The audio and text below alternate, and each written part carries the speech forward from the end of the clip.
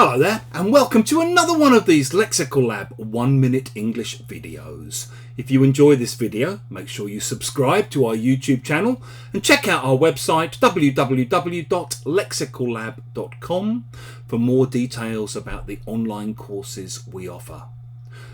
I've just come back to London after 3.5 wonderful weeks holiday in rural Ireland, where we did very little apart from walk a lot, swim a bit, read quite a lot, eat, drink, chill out, sleep, and generally just kind of recuperate after a very stressful few months.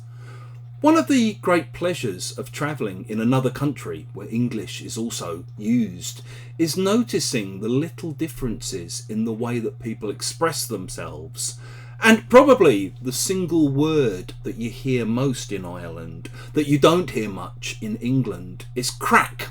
So you might hear people say things like, it was a good night, it was good crack, the crack was great.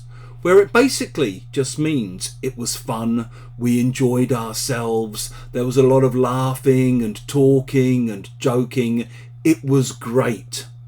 It's often used with a definite article, so you might hear someone talking about their brother who lives in Dublin, and they might say, he loves the crack there, the nightlife, you know.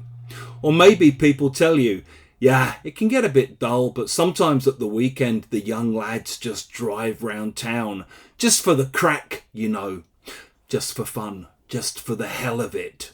You also hear people say things like, people often go down to the local pub, not just for the drink, but for the crack, for the social element, for the enjoyment of being around other people, for the fun, for the laughter, for the banter.